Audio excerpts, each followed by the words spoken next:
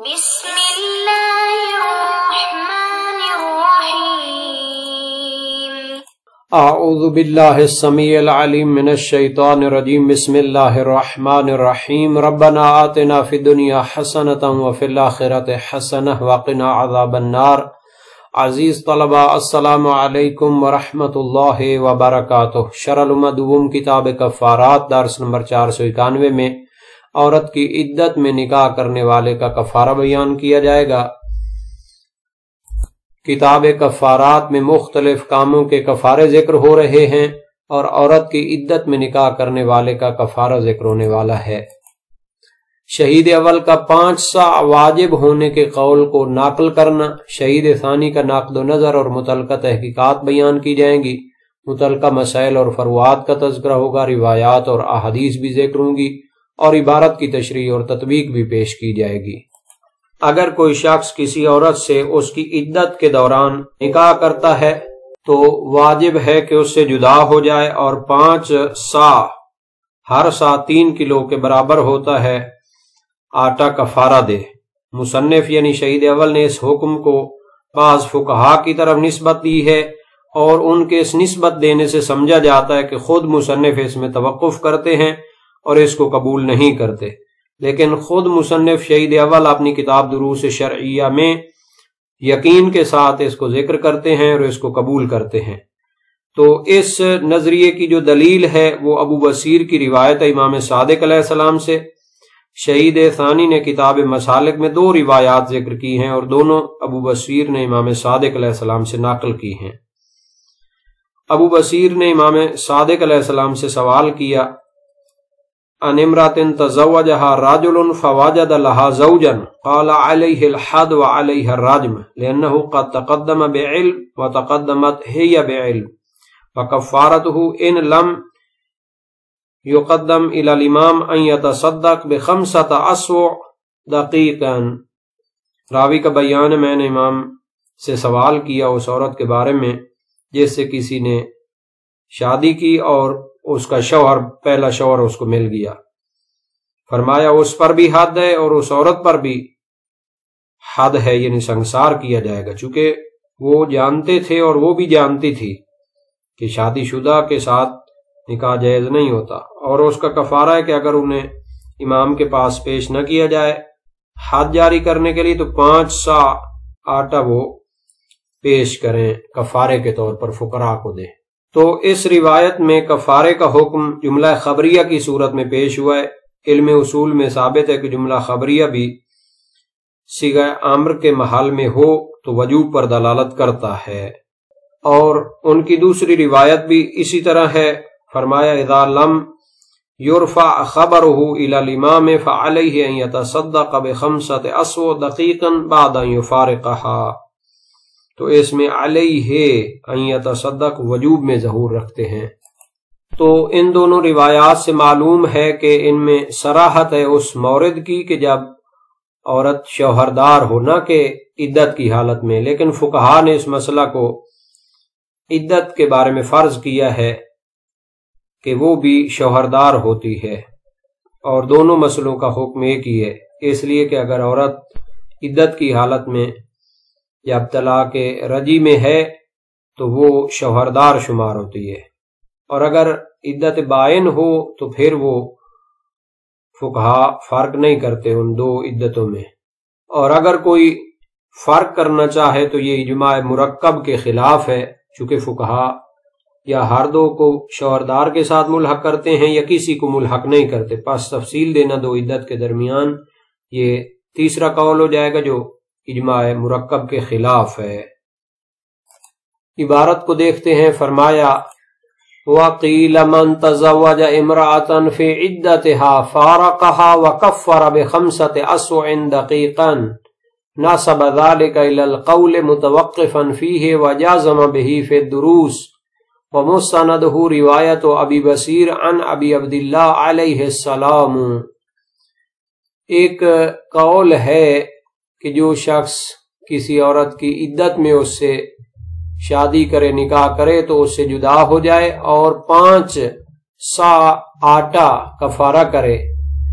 شہید ثانی فرماتے ہیں شہید اول نے اپنی عبارت میں اسے نسبت دی ہے ایک نظریے کی طرف، متوقفاً فیہ، کیونکہ خود وہ اس میں توقف کرتے ہیں اور اپنا نظریہ یا فتویٰ نہیں ذکر کرنا چاہتے۔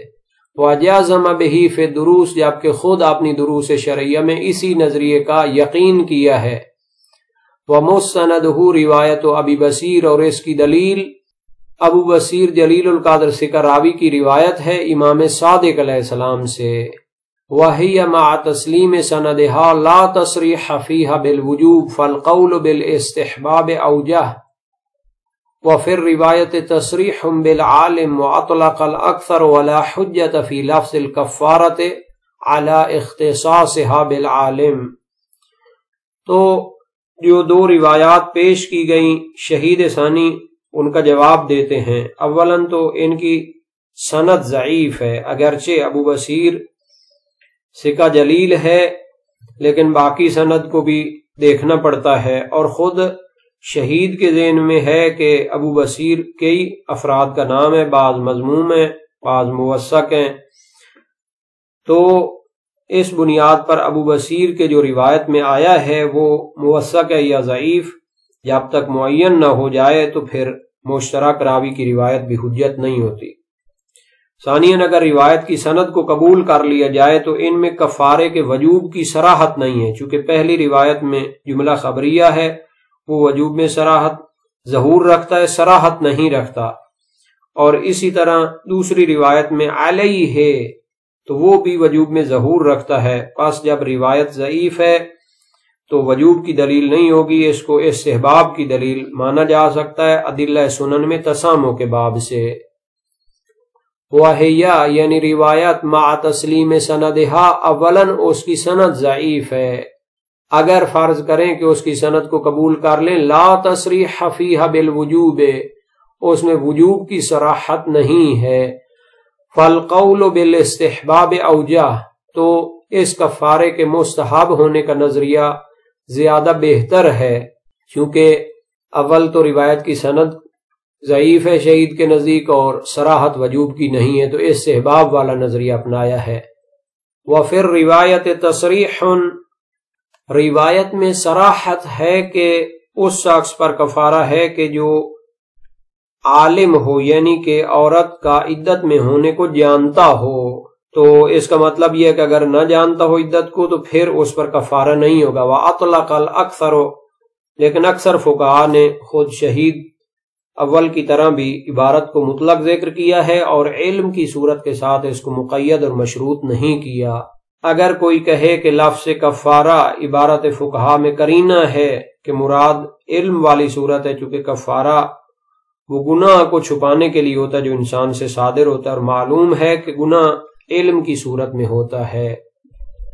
شہید اس کا جواب دینا چاہتے ہیں کہ لفظ کفارہ قرینہ نہیں ہو سکتا، چونکہ ہم قبول نہیں کرتے کہ کفارہ گناہ کو چھپانے کے لیے ہوتا ہے، چونکہ بعض موارد میں شخص جاہل پر بھی کفارہ ہے، جیسے کتاب الحج میں بعض شکار کے کفارات ہیں کہ جاہل اور عالم دونوں اس میں برابر ہیں، جیسا کہ کتاب حج کی کفارات کی فصل کے آخر میں شہید اول نے فرمایا لا کفارۃ علی الجاہل والناس فی غیر الصید اما فیہ، یعنی فی الصید فتاجب مطلقا عالما کان او جاہلا، یعنی شکار کے علاوہ جو کفارات ہیں تو ان میں جاہل اور بھول چوک کی وجہ سے اس کا ارتکاب کرنے والے پر کفارہ نہیں ہے، لیکن شکار میں تو مطلقاً واجب ہے، چاہے وہ عالم ہو چاہے وہ مسئلہ نہ جانتا ہو، اس پر کفارہ واجب ہوتا ہے۔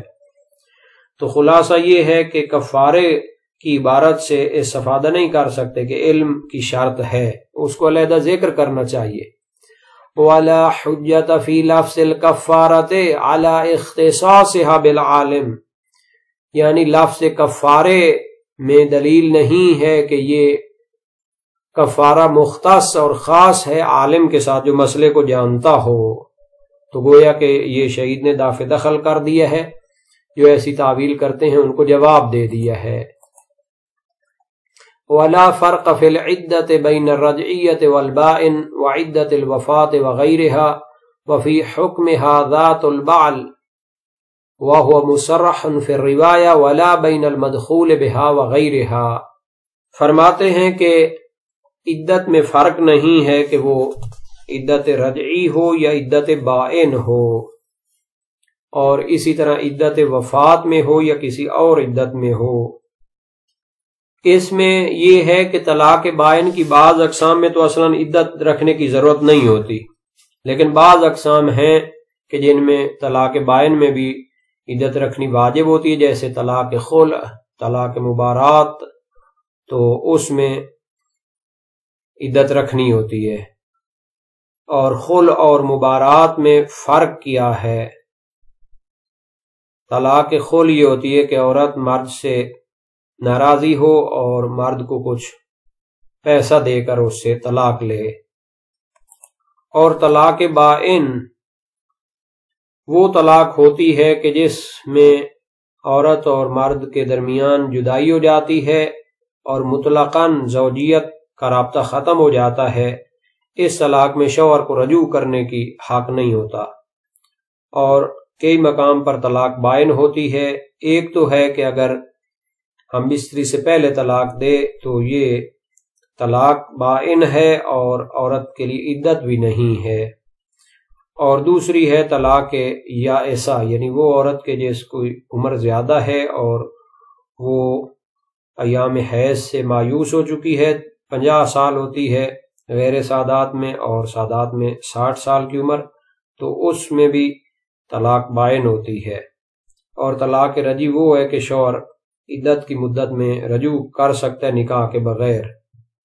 وفی حکمها ذات البعل، اور عدت والی عورت کے حکم میں شوہردار عورت بھی ہے. وہو مصرح فی الروایت، اس کی روایت میں تو صراحت کی گئی ہے، تو فقہا نے اس سے عدت والی عورت کو اس کے ساتھ ملحق کیا ہے. ولا بین المدخول بها وغیرها، اور اس میں فرق نہیں ہے کہ اس کے ساتھ ہم بستری کی گئی ہو یا نہ کی گئی ہو. اگرچہ یہاں پر بعض حاشیہ نگاروں نے تحقیق پیش کی ہے کہ یہ جو کہہ رہے ہیں کہ فرق نہیں ہے کہ ہم بستری ہو یا نہ ہو، یہ عدت وفات میں تو ٹھیک ہے، لیکن عدت طلاق میں درست نہیں ہے، چونکہ جس عورت کے ساتھ ہم بستری نہیں ہوئی تو اس کی تو عدت ہی نہیں ہوتی، تو وہ طلاق بائن ہوتی ہے، حالانکہ فرض یہ ہے کہ وہ عورت عدت میں ہو. والدقیق فی الروایت والفتوى مطلق وربما قیل باختصاصه بنوع یجوز اخراجہ کفارۃ وهو دقیق الحنطۃ والشعیر. فرماتے ہیں کہ کفارے میں جو آٹا دینا ہے تو وہ کس قسم کا ہونا چاہیے؟ آیا ہر قسم کا آٹا دے سکتے ہیں یا کسی خاص قسم کا آٹا ہے؟ شہید ثانی فرماتے ہیں کہ روایت میں اور فتاوی فقہا میں بطور مطلق دقیق آٹے کا لفظ ذکر ہے اور کسی خاص قسم کو بیان نہیں کیا گیا، گندم کا ہو، جو کا ہو یا کسی اور چیز کا ہو. والدقیق فی الروایت والفتوى مطلق، روایت اور فتویٰ میں تو آٹے کو مطلق ذکر کیا گیا، جس قسم کا بھی آٹا دے دیں کافی ہوگا. وربما قیل باختصاصہ بنوع، کبھی کہا جاتا ہے، ایک نظریہ ہے کہ آٹا خاص ہے اس قسم کے ساتھ، یجوز اخراجہ کفارۃ، جس کو کفارے میں نکالنا جائز ہوتا ہے. وہو دقیق الحنطۃ والشعیر، اور وہ گندم اور جو کا آٹا ہے، چونکہ دوسرے کفارات میں گندم اور جو کے آٹے کے علاوہ دوسرا آٹا نکالنا جائز نہیں ہوتا. یہاں تک اصل مسئلہ کا تعلق ہے تو شیخ توسی ابن حمزہ علامہ ہلی اور ان کے فرزند فخر المحققین اس کے قائل ہیں. ابو بصیر کی روایت پہلے بیان ہو چکی ہے اور یہ روایت موجود ہے وسائل الشیعہ باب 27 ابواب حد زنا میں. سألتہ عن امرأة تزوجها رجل فوجد لها زوجا قال عليه الحد وعليه الرجم لأنه قد تقدم بعلم وتقدمت هي بعلم وكفارته إن لم يقدم إلى الإمام أن يتصدق ب5 أسوع دقيقا. اور مرسل صدوق ہے ابو بصیر سے اور امام صادق علیہ السلام سے نقل کی. پھر رجل يتزوج المرأة ولها زوج قال إذا لم يرفع خبر إلى الإمام فعليه أن يتصدق ب5 أسوع دقيقا بعد أن يفارقها. مسائل وشیہ باب 36 ابواب الکفارات۔ تو ان دونوں روایات میں تو شوہردار عورت کا ذکر ہے سرات کے ساتھ، مگر اس سے مراد عدت والی بھی لی ہے۔ رجعیت واضح ہے چونکہ اس پر بیوی کا عنوان صد کرتا ہے، لیکن بائن میں اس لیے کہ دونوں عدتوں میں فرق نہیں قرار دیا جاتا، مگر یہ کہ تیسرا قول تفصیل کا پیدا کرنا لازم آئے گا اور وہ اجماع مرکب کے خلاف ہوتا ہے۔ اور یہ جو فتویٰ ہے یہ منحصر ہے عدت والی عورت کے لیے، جبکہ روایات میں شوہردار کی صراحت ہے، تو جو فتویٰ میں ہے اس کی کوئی گواہ نہیں، اور جو روایات میں اس پر عمل کوئی نہیں کرتا۔ نیز روایت کی سند بھی ضعیف ہے۔ دوسرا تو واضح ہے چونکہ مرسلہ روایت ہے، اور پہلی جو روایت ہے اس میں ابو بصیر کے اشتراک کا قول ذکر کیا گیا ہے کہ وہ ثقہ اور ضعیف کے درمیان مشترک ہیں، جبکہ روایت میں اسماعیل بن مرار بھی ہے جو کہ مجہول ہے۔ ان اشکالات کی وجہ سے ابن ادریس ہلی وہ تو ویسے خبر واحد کو بھی حجت نہیں سمجھتے، اور محقق ہلی نے وجوب کفارہ کا انکار کیا ہے، دونوں روایتوں کو ضعیف قرار دیتے ہوئے اور اصل براعت جاری کرتے ہوئے۔ چونکہ وجوب کی دلیل نہ ہو معتبر تو پھر براعت از وجوب جاری ہوتی ہے، محدثین اور اصولی سب قائل ہیں۔ اور شہید ثانی نے مسالک الافہام میں اسی کو قوی قرار دیا ہے۔ ہاں، تسامح در ادلہ سنن کی بنیاد پر استحباب کا فتویٰ دیا ہے۔